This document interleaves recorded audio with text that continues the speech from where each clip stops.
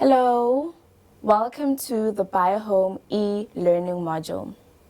Have you ever thought to yourself, how many trees occupy the entire earth? Who own these forests? And what products do we get from forestry? Stay tuned and you will learn more about international forestry and the wood product industry. My name is Tenele Dlamini. The outline of our lesson will be forestry in different continents, different types of ownership, silviculture and harvesting processes, and the common risks that forests are exposed to. This is a table illustrating the amount or hectares that different continents have for forest cover. As you can see, Europe has the most forest cover and the Oceania continent has the least. Forests can be classified into various characteristics. We will be concentrating on the line of latitude. So, the three different types of forests that we get are your tropical forests, temperate forests, and boreal forests. The tropical forest is exposed to rain all year round.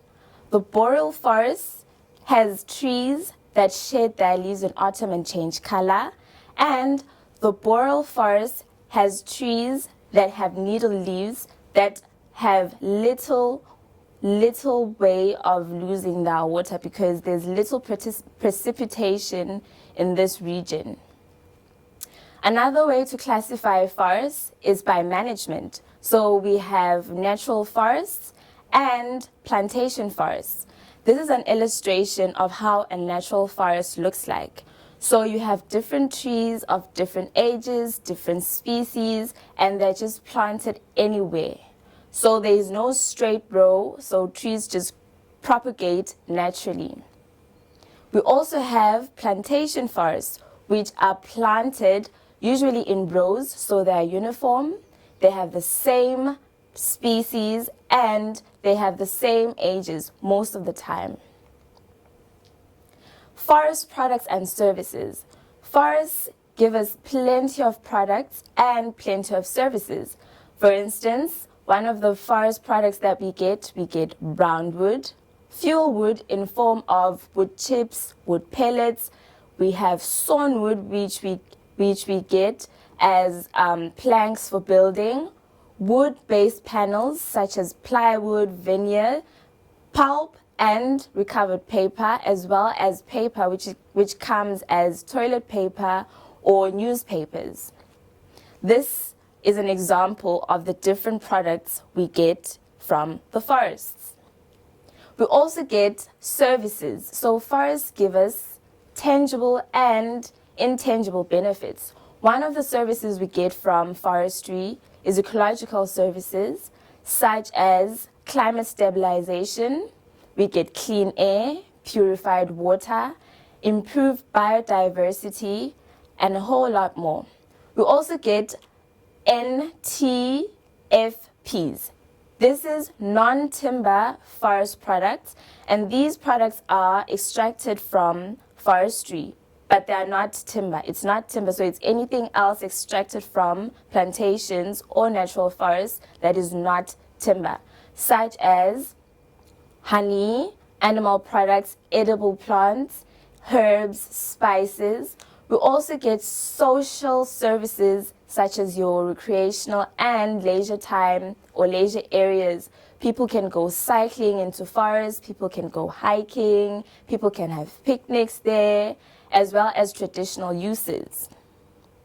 Forest ownership is defined as having exclusive rights to own a forest resource, having rights to manage these forest resources, and you can also transfer your rights to any other party.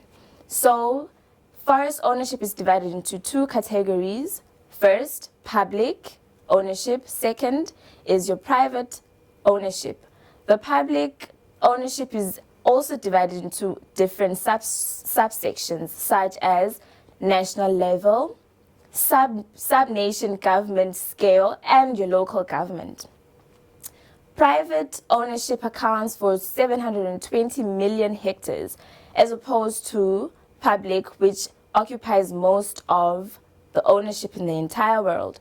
So private ownership can be split into individuals and families, which is most common in Europe, business entities, private institutions, tribes, and other private common ownerships. So this is a diagram or a map showing the different ownerships in the entire world. Forest management. Forests, mostly plantations, are exposed or are subjected to intensive management as opposed to the natural forestry. So plantations more often are exposed to silviculture management, which is growing and cultivating trees. So for instance, in South Africa, which is in the underdeveloped countries, people are still going into forests to plant trees manually, as opposed to the first world countries where machines are used often. So these two pictures are opposites of each other. In Africa, more especially South Africa, we still use people who plant trees manually. And this picture, this side, illustrates a planter. So it's a machine that plants trees in the forests. Harvesting. So harvesting can be done by clear felling or just choosing specific trees that you want to sell as timber. So in the South African context, we still cut down trees using chainsaws. So people go into the forest and cut down trees using chainsaws. They're exposed to a lot of different climates. Sometimes it's very hot, sometimes it's raining, but this is how things are still done in South Africa. In developed countries, mostly harvesters are used, so less people are in the forest and less people are subjected to injuries. These two pictures illustrate harvesting in two different continents. South Africa, we still use chainsaws. Developed countries, they use mostly harvesting machines. The common forest risks may be abiotic or biotic. And we also have illegal logging, which is a very big problem, especially in Africa. In the South African context, we have problems such as your climate change, so we get long droughts and trees, especially trees, just don't respond well to climate change. We've got floods, high temperatures. This brings a point where plants need to be we need more plants that are susceptible. We need more plants that can withstand climate change. We have pests and diseases, invasive trees. We have land claims, which is a very big problem. So you find that a tribe goes into a plantation or a natural forest and claim that their ancestors lived there and they were wrongfully removed, so now they want what is theirs. So that means that forestry has to be cut down in order to cater to these people with land claims. We have a big problem of fire and deforestation. Thank you very much for tuning in. See you soon.